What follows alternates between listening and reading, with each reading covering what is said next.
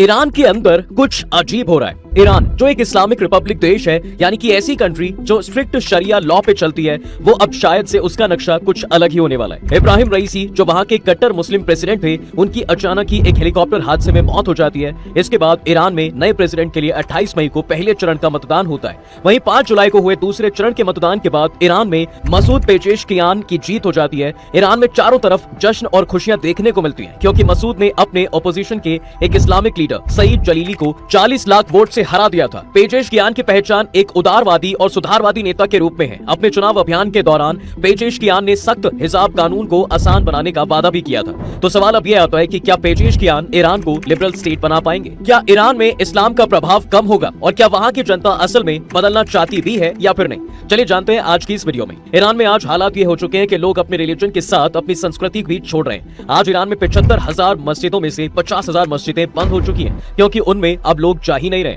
अब तक ईरान में इन मस्जिदों को सरकार और वहां के धर्मगुरु अपने मैसेजेस पहुंचाने के लिए यूज किया करते थे, लेकिन अब जैसे ही लोगों ने धीरे धीरे यहां जाना बंद कर दिया है, तो इन धर्मगुरुओं और सरकार की परेशानियां बढ़ रही हैं। अब तक ये लोग रिलीजन के नाम पर यहां के लोगों का अपमान किया करते थे। रिलीजन, लेखन और पुस्तकों की झूठी व्याख्या से लोगों को एक अच्छे जीवन से अब तक यहाँ वंचित रखा जा रहा था, और लोगों को क्या पहनना है, क्या पढ़ना है, ये सब चीज ये धर्मगुरु और सरकार बताती आई है। इस तानाशाही शासक और इन रूल्स से परेशान होकर ईरान में कई महीनों तक हिंसक आंदोलन भी देखने को मिले थे, जो शुरू हुए थे सितंबर 2022 में, जब ईरान की रिलीजियस पुलिस ने 22 वर्ष की माशा अमीनी को हिजाब ढंग से ना ओढ़ने पर मार डाला था। लेकिन आज जो ईरान आप देख रहे हो, वो 45 साल पहले कुछ अलग ही दिखता था। यहाँ लड़कियां बिना किसी हिजाब के जो पहनना चाहे वो पहन सकती थी। यहाँ पर मेल और फीमेल साथ में पार्टीज करते थे। स्कूल्स और कॉलेजेस में लड़के लड़कियां साथ में पढ़ते थे, और यहाँ तक की लड़कियां कार भी ड्राइव करती थी। आज ये शॉकिंग लग सकता है, मगर एक टाइम पर ये सब ईरानियन लोगों के लिए रियलिटी थी। लेकिन फिर इसके बाद खुद ईरानियन लोगों ने ही देश में तख्ता पलट कर दिया और आयतुल्लाह खोमैनी को लीडर के तौर पर चुना, क्योंकि उस वक्त उन्हें लग रहा था कि ईरान में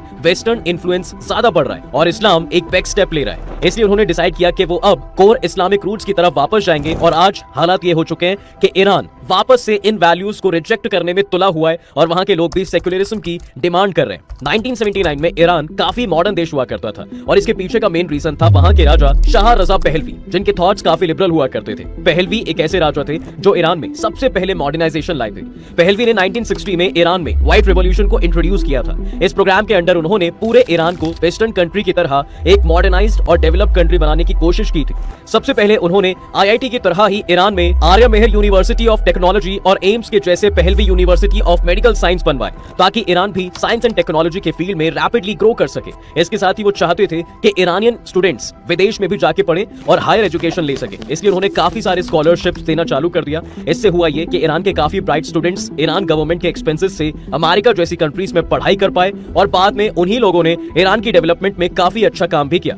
पहलवी का मानना था कि ईरान के फ्यूचर लीडर्स एक पढ़े लिखे मॉडर्न सोच वाले होने चाहिए, और केवल यही नहीं बल्कि जब तक वो ईरान के रूलर रहे उनके अंडर फॉरेन रिलेशंस भी काफी अच्छे रहे। आज जो ईरान अमेरिका एक दूसरे के इतने बड़े दुश्मन हैं, उस वक्त अमेरिका और ईरान के रिलेशन फल फूल रहे थे। ये रिलेशन इतने अच्छे हुआ करते थे कि अमेरिका ईरान को पूरे मिडिल ईस्टर्न रीजन में अपना सबसे अच्छा दोस्त मानता था। 1970 में ईरान खुद अमेरिका के वेपन्स का लार्जेस्ट परचेजर था, और इसके अलावा अमेरिका के उस वक्त के प्रेसिडेंट आइजनहावर ने तो खुद पहलवी के साथ मिलकर साल 1967 में ईरान की कैपिटल तेहरान में atoms for peace program launch किया था। बाद में फिर वहीं पर ईरान का न्यूक्लियर रिसर्च सेंटर भी बनवाया। ये रिश्ता इतना गहरा हो चुका था कि अमेरिका उस वक्त उनके लिए मल्टीपल न्यूक्लियर पावर प्लांट्स भी बनाने वाला था। इससे आप समझ गए होंगे कि अमेरिका और ईरान का अलायंस कितना स्ट्रांग था। उस वक्त ईरान का एक अलग ही दौर चल रहा था, और वहां पर एक ऑल राउंड डेवलपमेंट हो रही थी। शाह के रूल के अंडर लार्ज स्केल इंडस्ट्रियलाइजेशन और इंफ्रास्ट्रक्चर प्रोजेक्ट्स डेवलप किए जा रहे थे। शाह एक ऐसे विजनरी रूलर थे जिनके अंडर उस वक्त ईरानियन स्पेस एजेंसी बनाने के लिए नासा जैसी स्पेस एजेंसी के साथ हाथ तक मिला लिया था। लेकिन यहाँ पर अचानक ही ईरानियन हिस्ट्री में ट्विस्ट आता है, और ईरान में एक बड़ा तख्ता पलट देखने को मिलता है। ईरान के एक रिलीजियस लीडर आयतुल्लाह खोमैनी ने 1979 में एक ईरानियन रिवॉल्यूशन छेड़ दिया, जिसमें ईरान के लोगों ने भी बढ़ चढ़कर पार्टिसिपेट किया। उन्होंने रिलीजन के बेसिस पर लोगों को ऐसा ब्रेन वॉश किया। पहले तो पहलवी को एक अमेरिका का एजेंट बताया, और अमेरिका ईरानियन रिलीजन और कल्चर को खराब कर रहा रहा है, उनका ऐसा भी कहना था। इस तरह खुमैनी ने लोगों को रिलीजियस इमोशंस के तहत जकड़ लिया और ईरान को एक इस्लामिक रिपब्लिक डिक्लेयर कर दिया। इस तरह से शाह पहलवी के रेजिम का अंत कर दिया गया और लोगों के मन में पहलवी के लिए इतना जहर खोल दिया था कि पहलवी को अपनी जान बचाने के लिए अमेरिका ही भागना पड़ा। जैसे ही शाह को अमेरिका में शरण मिली, आयतुल्लाह खुमैनी के रिवॉल्यूशनरी आर्मी ने तेहरान में स्थित यूएस एम्बेसी में घुसकर 50 अमेरिकन को बंदी बना लिया। इन हरकतों से अमेरिका ऐसा आग बबूला हुआ कि यूएस ने ईरान पर साल 1979 में पहला इकोनॉमिक सैंक्शन लगा दिया। फिर इसके बाद खुमैनी ने अपनी गलतियों को सुधारने के बजाय उल्टा यूएस को ही पूरे ईरान और मिडिल ईस्ट में the great Satan and anti Islamist कहकर बदनाम करना शुरू कर दिया था। इसके बाद खुमैनी ने ईरान और मिडिल ईस्ट रीजन में अपनी पावर बढ़ाने के लिए रेडिकल इस्लामिक ग्रुप्स को फंड और बैक करना भी शुरू कर दिया। आज तो हालात ऐसे हो गए कि ईरान ने पूरे मिडिल ईस्ट रीजन में शिया और सुन्नी का एक ऐसा जहर फैला दिया है कि इस रीजन में कोई भी मुस्लिम पीसफुली नहीं रह पा रहा है। ईरान की इन्हीं हरकतों की वजह से आज तक यूएस ने उन पर न्यूक्लियर सैंक्शन से लेकर ऑयल सैंक्शंस और इसके अलावा कई सारे सैंक्शंस लगा रखे हैं। केवल यूएसए ही नहीं बल्कि वर्ल्ड की कई कंट्रीज ने ईरान पे अलग अलग सैंक्शंस लगा रखे हैं। इस वजह से हालात ये हैं कि उनकी इकोनॉमी का बुरा हाल हुआ पड़ा है और इन सब चीजों को आज वहां के लोगों को झेलना पड़ रहा है। खुमैनी की सरकार आने के बाद ईरान में तभी के तभी शरिया कानून लागू हो गया था, जिसके तहत ईरान में एक लड़का और लड़की पब्लिकली हाथ में हाथ डालकर नहीं चल सकते, साथ में ट्रैवल भी नहीं कर सकते। यहाँ तक कि उनके पब्लिक ट्रांसपोर्ट जैसे कि बस और ट्रेन में मेल और फीमेल के लिए अलग अलग डिब्बे हैं। यहाँ तक कि वहाँ पर मेल और फीमेल के लिए सेपरेट पार्क्स तक बनाए गए हैं। इसके साथ ही कपड़ों में भी वहाँ काफी सारे रिस्ट्रिक्शंस हैं। शरिया लॉ के मुताबिक वहाँ पर हर औरत को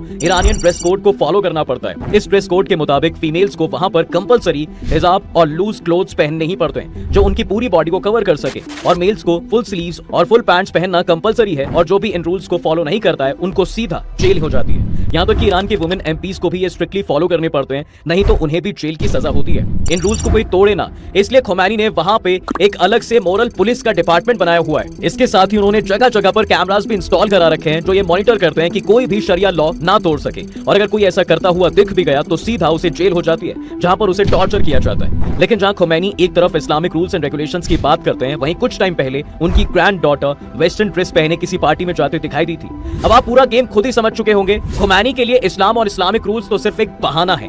इसके थ्रू वो लाखों लोगों को डरा धमकाना चाहते थे और उन पर रूल्स थोपना चाहते थे, और यही तो पॉलिटिक्स है। अब तक लोगों को एक अलग चेहरा दिखाया जा रहा था, उनके रिलीजियस सेंटीमेंट से खेला जा रहा था, और असलियत में रियलिटी कुछ और ही थी। अगर आप इतिहास उठा के देखोगे तो हर एक डिक्टेटर धर्म या किसी और आइडियोलॉजी के नाम पर पावर को अपने हाथ में कंट्रोल कर लेता है और फिर उसका फायदा उठाता है। अब ऐसी तानाशाही और हिपोक्रेट्स की सोसाइटी में आखिर कोई कैसे ही जा सकता है, खासकर कि एक ऐसा देश जो पहले इतना लिबरल हुआ करता था। जनता को रिलीजन के नाम पर कुछ नहीं मिला, बल्कि डेवलपमेंट के नाम पर यहाँ पर कुछ नहीं हो रहा है, और फॉरेन रिलेशंस खराब होने की वजह से देश और पीछे जा रहा है। सिर्फ धर्म के सहारे ही लोगों को अब तक रखा जा रहा है, और इसलिए जनता अब इन सब चीजों से परेशान हो चुकी है, जिस वजह से इस्लामिक फंडामेंटलिस्ट अब वहां पर हार रहे हैं। ये सब शुरू हुआ एक 22 साल की लड़की की वजह से, जिसने पूरे ईरान में एक रिवॉल्यूशन ला दिया और लोगों के मरे हुए सोल्स को फिर से जगा दिया। हुआ कुछ यूं कि ईरान की मोरल पुलिस ने महसा को एक दिन अरेस्ट कर लिया था, सिर्फ इसलिए क्योंकि उसने हिजाब ईरानियन ड्रेस कोड के अकॉर्डिंग नहीं पहना था। महसा को अरेस्ट करके पुलिस स्टेशन ले जाया जाता है, जहां उसे इतनी बुरी तरीके से पीटा गया कि अंत में उसकी मौत हो गई। सोचिए, उसे ऐसी सजा सिर्फ इसलिए मिली क्योंकि उसने बस हिजाब ठीक तरीके से नहीं पहना था। इस इंसिडेंट ने ईरान की जनता के लिए एक स्पार्क का काम किया, जो इतने सालों से इस ऑर्थोडॉक्स लाइफस्टाइल से परेशान हो चुके थे। इस मुद्दे पर अपना कठोर विद्रोह दिखाने के लिए काफी सारे ईरानियंस सड़क पर उतर आए हैं और चारों ओर प्रोटेस्ट की आग फैल गई। इन प्रोटेस्ट में सबसे आगे थी ईरानियन औरतें। इस प्रोटेस्ट को लीड किया स्कूल गर्ल्स ने, जहां पर उन्होंने औरतों के सिविल और पॉलिटिकल राइट्स के लिए आवाज उठाई और ईरानियन ड्रेस कोड के अगेंस्ट उन्होंने अपने हिजाब चलाने शुरू कर दिए, यहाँ तक कि अपने बालों तक को काट डाला, just to challenge the dictatorship government. इस प्रोटेस्ट के तुरंत बाद एक दूसरा प्रोटेस्ट भी शुरू हो गया, जिसमें ईरान के युवाओं ने ईरान के क्लेरिक्स मतलब कि रिलीजियस लीडर्स के टर्बन को चलते चलते गिरा दिया। ईरान में सिर्फ रिलीजियस लीडर्स को ही टर्बन पहनना अलाउड होता है। इसके साथ ही पूरी ईरानियन सोसाइटी ने भी इसमें बढ़ चढ़कर पार्टिसिपेट किया। इसके अलावा ईरानियन स्टूडेंट्स अपने एकेडमिक फ्रीडम के लिए गवर्नमेंट के खिलाफ मोर्चा शुरू करते हैं, क्योंकि आज तक ईरान की गवर्नमेंट ही ये डिसाइड करती है कि स्टूडेंट्स क्या पढ़ेंगे, और वहां ये कंपलसरी है कि वो फंडामेंटलिस्ट रिलीजियस टीचिंग्स को पढ़ें, और इसी के अगेंस्ट इन स्टूडेंट्स ने प्रोटेस्ट किया। इन्हीं प्रोटेस्ट में वहां के लेबर्स भी शामिल हो गए। उनकी डिमांड्स थी कि बेटर वर्किंग कंडीशन की, हायर वेजेस की, और right to form independent union की। इसलिए आज ईरान में सिचुएशन कुछ ऐसी हो गई है कि लोग इस्लाम को उनके ऊपर थोपे जाने से इतने नाराज हो गए हैं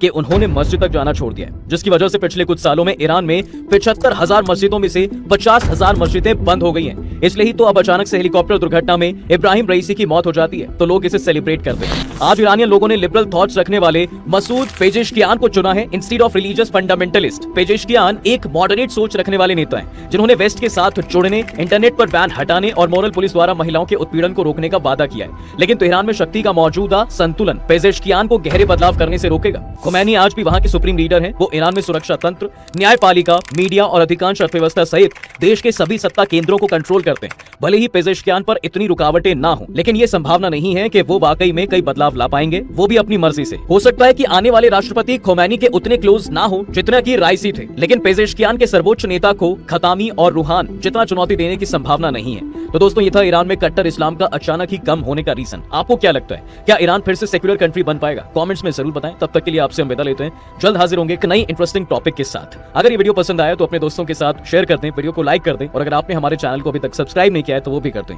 साथ ही बेल आइकॉन प्रेस करना बिल्कुल ना भूलें, ताकि हमारी वीडियो आप तक जल्द से जल्द पहुंच सके।